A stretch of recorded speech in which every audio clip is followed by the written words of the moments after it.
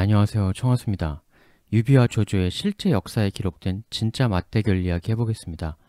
이 둘의 본격적 라이벌 인생이 맞부딪히게 된 것은 원래 유비가 서주를 차지하고 있다가 여포에 의해 본거지를 털리고 조조에게로 가 의탁 요청을 하게 된 그때부터가 사실상 본격적 대학연의 시작이었죠. 조조는 여기서 이렇게 찾아온 유비를 받아줄 것이냐 말 것이냐 갈림길에 서게 됩니다.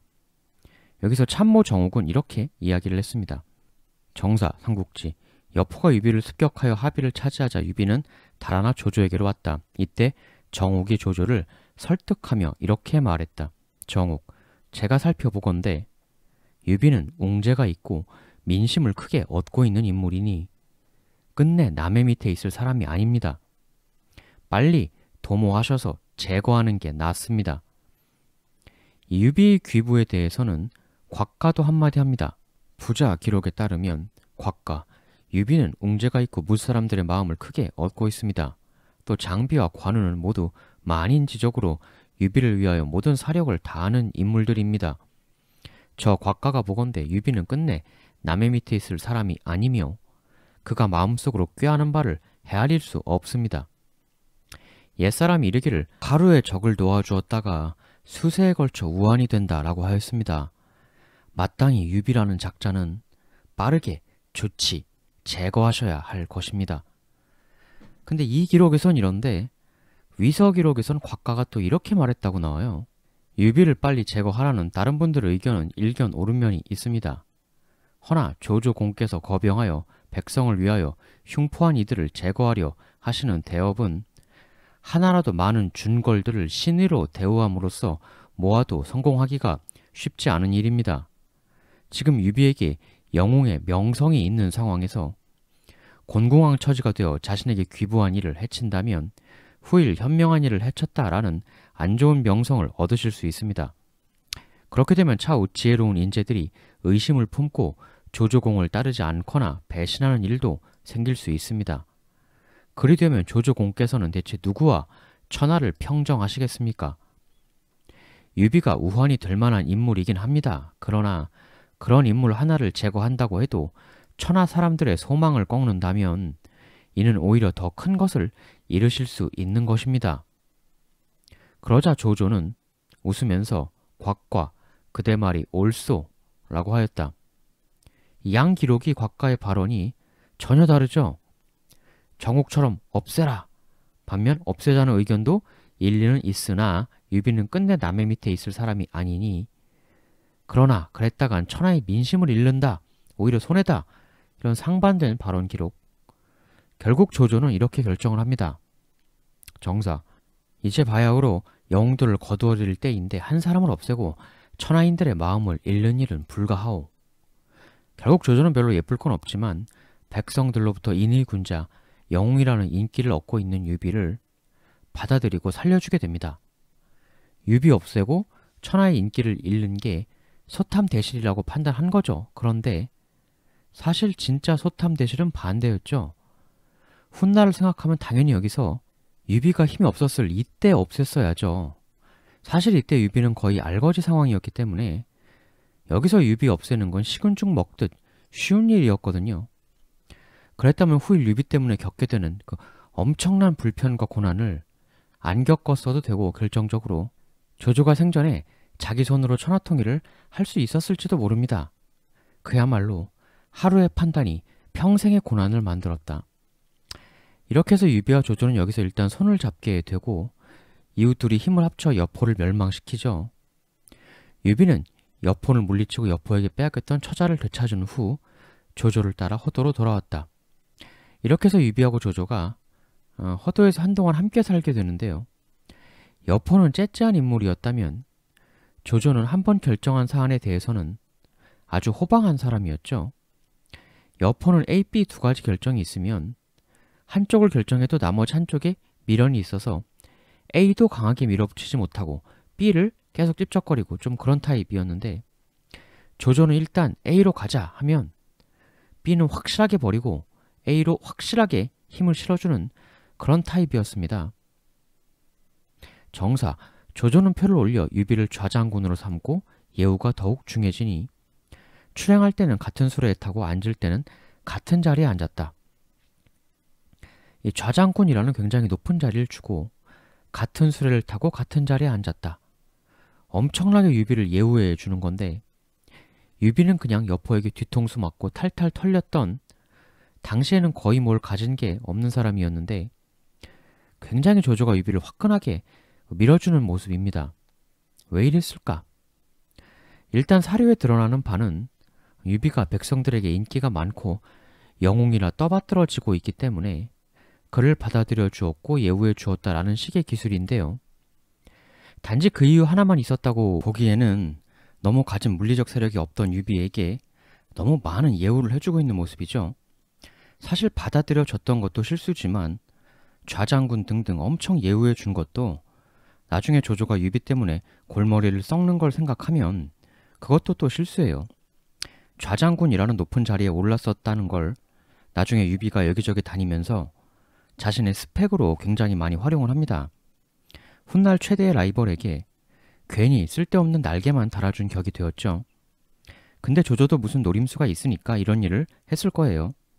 당시 조조가 헌제라는 황제를 끼고 그 위세를 상당히 활용을 했는데요. 하지만 원소 같은 경우는 이 헌제가 동탁이 멋대로 세운 괴뢰 황제라고 해서 황제로 인정하려 들지 않았지요.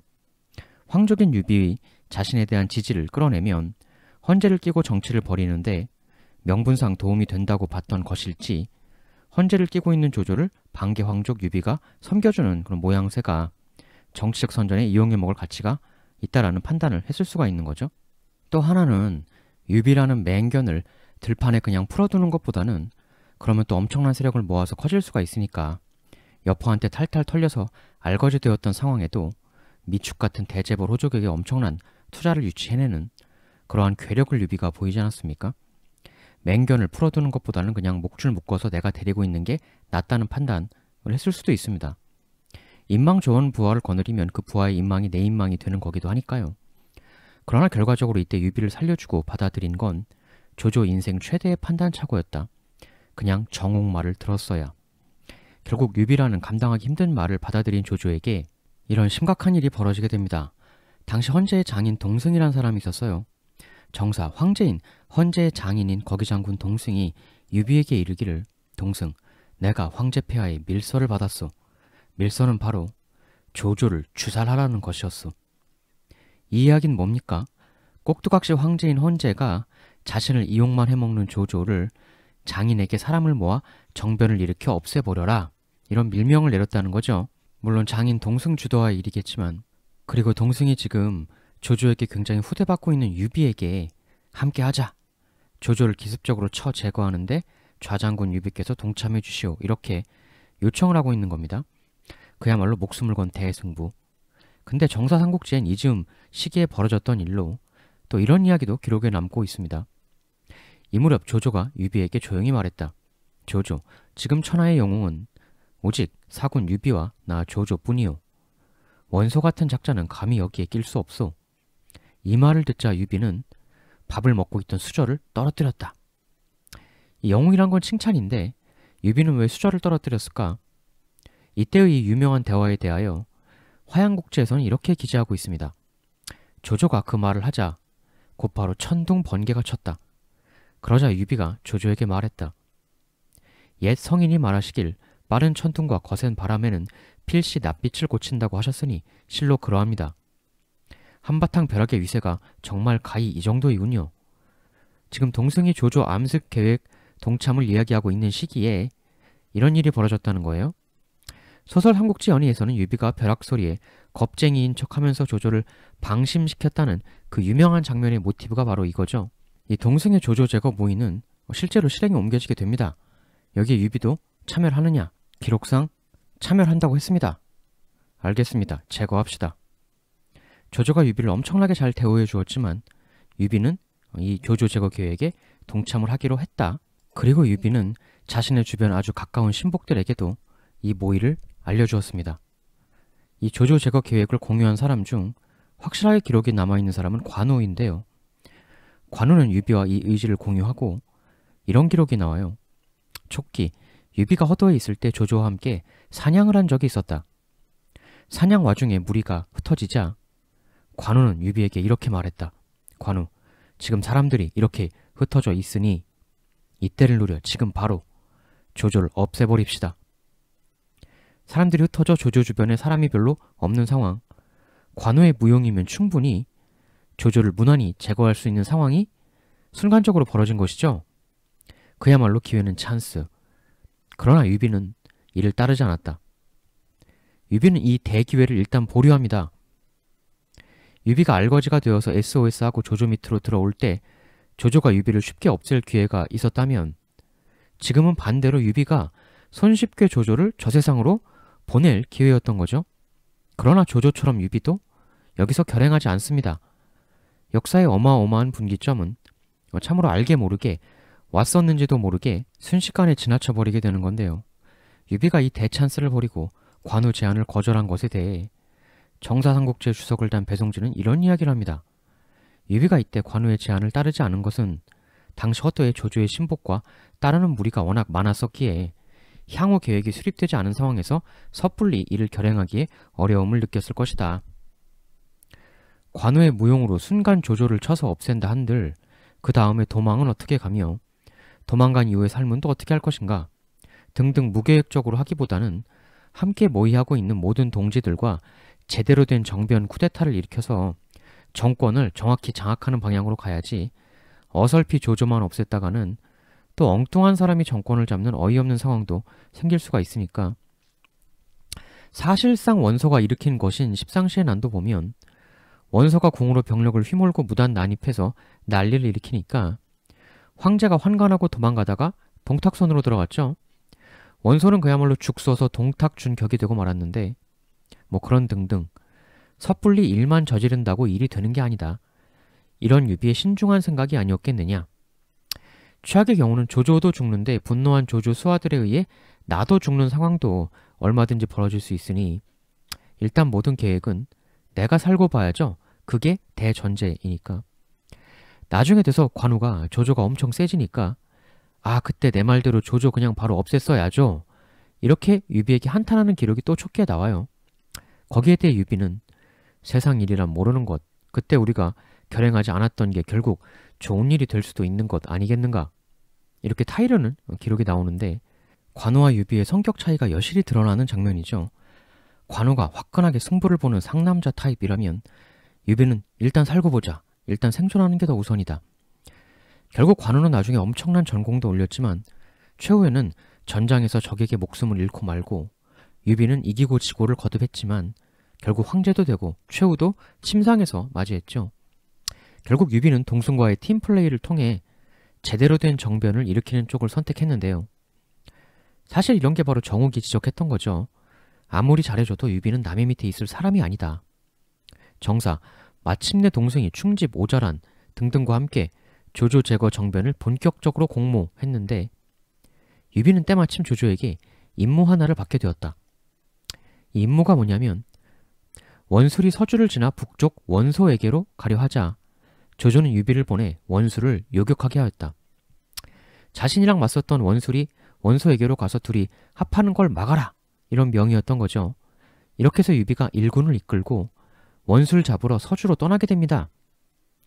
조조는 별 생각 없이 유비에게 이 일을 맡긴 건데 이렇게 유비가 서주 지역으로 가자 뒤늦게 이 사실을 알게 된 정욱은 급히 조조에게 달려가 아주 급박하게 이런 얘기를 하게 됩니다.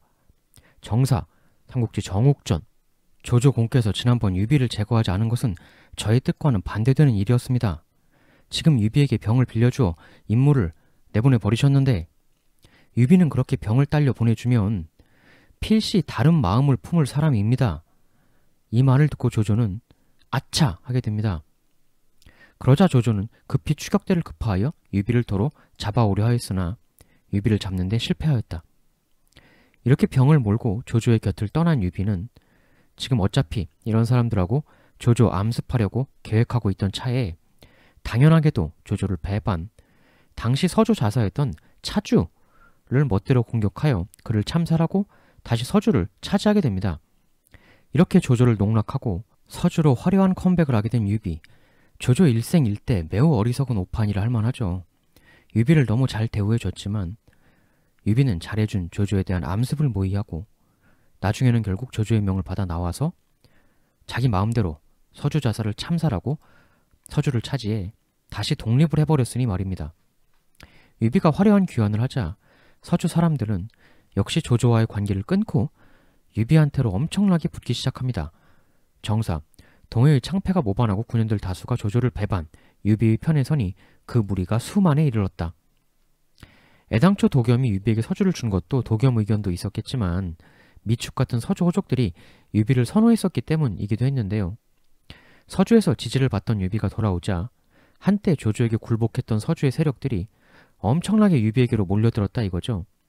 과거 서주를 고생고생하며 수차례 공략했었던 조조에게 있어서는 그야말로 죽서서 유비 준격. 이후 유비는 조조의 당시 라이벌 원소에게 사신을 보내 원소와 연합함으로써 안티 조조, 반조조 라인을 결성해버립니다. 이렇게 황당한 대외신을 당하자 조조는 유대, 왕충을 보내 유비를 공격합니다. 그러나 유비는 이를 물리치죠. 이렇게 유비가 조조의 뒤통수를 아주 거대하게 쳐버리자 원래 조조 제거 정변을 모의했던 동승은 마음을 굳히게 됩니다. 헌제기거주 동승이 유비와 모의하여 미처 실행하기 전에 유비가 출병하여 떠나게 되었다. 이에 동승이 동료인 왕자복에게 말했다. 동승, 이전에 곽사는 수백의 군대로 이각의 수만 명을 무너뜨렸다 하오. 그러할진대 귀화와 내가 뜻만 함께한다면 되지 않겠소. 그러나 왕자복은 이렇게 말했다. 우리가 동원할 수 있는 병력이 너무 적어 이 일을 감당하지 못할까 황망하고 두렵습니다. 동승, 거사를 이뤄낸 후 조조를 제거하고 조조 병력을 우리가 취하면 되지 않겠소. 왕자복, 지금 수도에 우리가 믿을 만한 자가 누가 있습니까? 장수교의 충집, 오석, 이 나의 복심으로 함께 일을 처리할 사람들이요. 이리하여 마침내 거사가 정해졌다. 지금 이 왕자복은 그나마 믿을 만한 명망과 실력도 갖춘 유비가 떠나버리게 된 거니까 하기 불안하다 이거죠. 그래서 동승에게 우려를 표명한 건데 하지만 동승은 그냥 강행하자. 괜찮다, 나만 믿어라. 결국 동승은 유비 없이 조조에 대한 암습을 결행합니다. 그런데 실제 실행 직전에 계획이 조조에게 누설되어 결국 되려 출동한 조조 병사들에게 체포되어 곧바로 처형을 당하게 됩니다. 정사, 200년 정월 동승 등의 모의가 누설되어 모두 처형당했다. 동승이란 사람이 그렇게 치밀하지 못했다라는 건데요. 만일 유비가 원술 요격의 명을 받아 서주로 떠나지 않고 그대로 남아 이 동승 정변에 함께 동참했었다면 이처럼 사전 발각되어서 유비의 인생도 여기서 끝이 났을 수도 있죠. 황제가 된다는 것은 이처럼 순전히 자기 자신의 노력이나 능력만 가지고 되는 것은 아니고 하늘의 도움이 있어야만 한다. 괜히 천명하는 게 아니죠. 하마터면 동승 등에 의해 세상 하직할 뻔한 조조는 안 그래도 유비 때문에 분노하고 있던 차에 그야말로 뚜껑이 열리게 됩니다. 결국 조조는 일 내보냈더니 멋대로 서주를 장악해버린 유비를 자신이 직접 치러 출동하겠다고 의지를 표명하게 됩니다. 이 상태에서 가만히 당하고만 있는 건 용납이 안 되는 일이죠. 이렇게 직접 출동하겠다는 의사를 표명하자 신하들은 그러나 강력히 만류를 하게 됩니다. 정사, 그러나 제장들이 한결같이 말했다. 지금 조조공과 천하를 다투는 자는 원소입니다. 지금 바야흐로 원소가 쳐들어오려고 하고 있는데 그걸 내버려두고 유비를 잡으러 조조공이 떠나신다면 그때 원소가 그 빈틈을 노려 대대적으로 밀고 오면 어쩌시려고 하는 것입니까? 그러나 조조는 이렇게 답했다. 유비라는 이는 인거리요. 지금 미리 없애놓지 않으면 필시 후일 더 거대한 후환이 될 것이오. 지금 원소를 이야기들 하고 있소만 원소라는 자는 비록 품은 뜻은 크지만 상황 정세를 살피는 일에 아주 느리고 더딘 자요. 그런 원소인이 내가 떠나도 필시 바로 움직이지 못할 것이오. 원소라는 인물의 캐릭터를 조조가 너무 잘 알고 있는 거죠. 그리고 이렇게 모든 신하들이 다 반대했지만 곽가가 또 이런 의견을 내는데요. 부자, 곽가, 원소는 그 성정이 더디고 의심이 워낙 많아 설령 쳐들어온다고 할지라도 필시 빠르게 오진 못할 것입니다. 유비는 이제 막 거병한 상태로 여러 사람들의 마음이 아직 유비에게 완전히 정착했다고 보긴 어렵습니다. 따라서 아직 세력이 굳지 않은 이때에 유비를 공격하면 필히 격파할 수 있을 것입니다. 지금이 바로 존망의 기회인즉 절대 지금을 놓치셔서는 안 됩니다. 결국 조조는 곽가의 말을 따라 다른 신하들의 반대를 무릅쓰고 유비를 치러 복수의 직접 공격에 나섭니다. 위서 이 무렵 조조는 제장들을 나누어 관도에 주둔시키고 자신이 친히 정병을 이끌고 유비를 정벌하였다. 그러니까 부하들을 원소 방향에 배치해두고 자신이 유비 공격하러 떠났다는 거죠. 그런데 조조, 곽가의 생각과는 달리 원소의 진영에도 조조가 유비를 치러 가면 그거야말로 기회는 찬스다 라고 생각하는 책사가 있었는데요. 그는 바로 전풍이었습니다. 후한서, 유비가 서주자사 차주를 죽이고 패국에 의거하여 조조를 등지자 조조는 이를 매우 두려워하여 직접 유비를 치러 갈 준비를 하였다. 이에 전풍이 원소에게 말하기를, 전풍, 지금 원소 공과 천하를 다투는 이는 바로 저 조조입니다. 그런데 지금 조조는 병력을 이끌고 동쪽으로 가 유비를 치려 하고 있습니다. 바로 그때 병을 이끌고 조조의 뒤를 습격한다면 조조를 한 방에 평정할 수가 있습니다. 병의 운용이란 다름 아닌 기회를 잡고 그 기회 때 움직이는 것입니다. 지금이 바로 그 기회입니다. 제가 늘 말하는 기회는 찬스. 원소는 전풍의 이 이야기를 듣고는 그러나 아들이 병을 앓고 있다며 제안을 거절하고 움직이지 않았다. 이에 전풍은 지팡이로 땅을 두드리며 말했다. 아, 이렇게 슬플 수가 있나. 2번 다시 오지 않을 기회를 한낱 어린아이의 병 때문에 놓아버리고 말다니. 원소는 이후 전풍이 그런 말을 했다는 것을 듣게 되었고 이때부터 전풍을 몹시도 싫어하게 되었다. 조조 역시 원소의 기습을 몹시 걱정했기 때문에 유비에 대한 공격을 매우 급한 속도로 진행하려고 하였다. 사실 바로 이러한 조조의 그 뒤 위험 요소가 있기 때문에 유비 역시도 조조가 자리를 비우고 직접 대대적 공격을 해오리라고는 생각을 못했었던 것 같아요. 위서, 그러나 유비는 조조가 거대한 적 원소와 접하고 있으므로 동쪽으로 공격해오지 못하리라 여기고 있었다. 그런데 척후병이 갑자기 유비에게 와서는 조조가 직접 병을 휘몰고 나타났다고 전하자 유비는 크게 놀라면서도 처음에는 그 말을 믿지 않았다. 결국 유비는 친히 수십기를 거느리고 나가 살펴보았는데 과연 조조의 깃발이 보였다. 결국 이렇게 해서 분노가 최대치로 차오른 조조와 유비가 직접 대결을 펼치게 됩니다. 결과는 어떻게 되었을까요? 조조가 완벽한 완승을 거둡니다.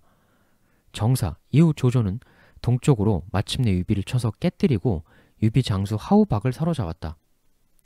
위서에는 이렇게 기록되어 있어요. 유비는 조조가 직접 왔다는 말을 믿지 않다가 직접 가서 조조의 깃발을 보고는 이내 병력들을 버리고 달아났다.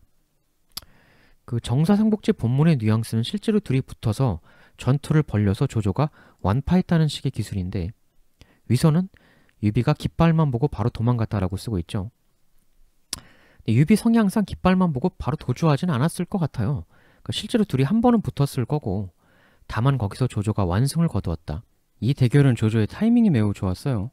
곽가의 말대로 유비가 서주 컴백을 하긴 했어도 아직 완벽하게 자리를 굳힌 상황이 아니었거든요. 탄탄하게 단련되고 체계를 잡은 조조의 병력들하고 맞붙어서 정면으로 당해낼 만한 그 체계의 숙성이 유비에겐 아직 있었을 리가 만무했던 거죠. 빛나는 곽가 조조의 판단력과 결단력. 대부분 범인들은 아까 그 신료들 말대로 거적 원소가 떡하니 있는데 어떻게 거길 내버려 두고 유비 치러 나가? 안 돼요, 안 돼. 이러는데 사실 이런 상태가 그 장기적으로 전속되면 유비가 사람 보내서 원소랑 연합, 샤바샤바도 이미 하고 있지 않았었습니까?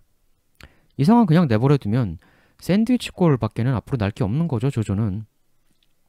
두려워도 걱정되는 게 있어도 결단을 내려서 샌드위치 완성되기 전에 한쪽을 미리 격파했었어야 하는 거죠, 반드시. 오히려 유비가 아직 자리를 잡지 않은 초반, 바로 늦기 전 지금 타이밍에 쳤어야지 맞았던 거죠. 근데 설사 그런 판단을 했다고 하더라도 그걸 실제 리스크를 무릅쓰고 실행에 옮기는 건 또 다른 문제입니다. 근데 조조는 그걸 해냈죠. 이것이 바로 천하를 잡는 능력. 완패한 유비는 진 것도 진 건데 여기서 더 큰 일이 벌어지게 돼요. 정사, 패배한 유비는 원소에게로 달아났다. 당시 유비 장수 관우는 하비에 주둔하고 있었는데 조조는 관우 쪽으로도 진격해 나아갔다. 여기서 이제 그 조조와 관우가 이제 맞서게 되는 건데, 관우는 여기서 어떤 판단을 내리느냐. 관우는 항복했다. 투항하는 관우. 그리고 원소는 끝내 출병하지 않았다. 지금 관우뿐만이 아니고요. 조조는 유비의 병력을 모두 거두고 유비의 처자도 사로잡아 돌아갔다. 관우 플러스 유비의 가족들까지도 조조의 손에 넘어갔다. 이런 이야기입니다. 유비가 가족을 이전에 여포에게도 빼앗겼던 적이 있었는데 지금 조조한테도 또 빼앗기게 되는 거죠. 거하게 조조의 뒤통수를 쳤지만 분노한 조조의 반격에 또다시 모든 것을 가족까지 빼앗기고 다시금 낭인이 된 유비였습니다. 그러나 유비에게는 결코 포기하지 않는 능력이 있죠. 현 시점 조조의 최대 라이벌 원소에게로 가서 그에게 의탁합니다. 정사, 유비는 우선 청주로 달아났다. 당시 청주 좌사였던 원소 아들 원담은 유비와 이전 인연이 있었으므로 병력을 이끌고 유비를 맞이해 주었다.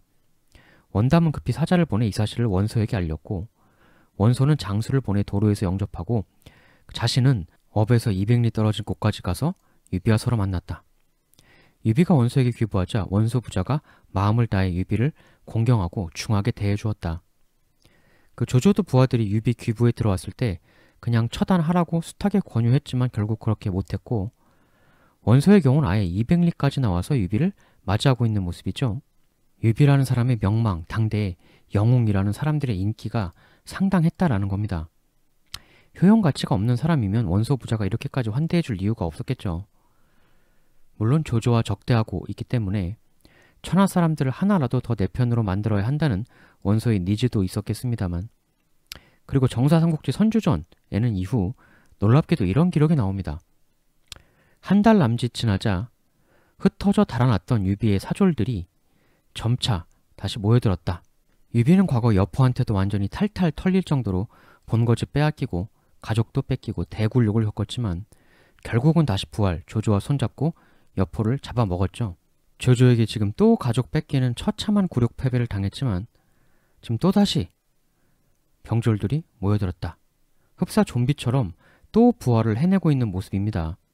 이렇게 유비가 아무리 무너져도 계속 좀비 부활을 할 수 있는 이유, 사람들이 아무리 탈탈 털려도 다시 유비에게 또 스물스물 모여들어와 주는 이유, 이전에 제가 설명드렸죠.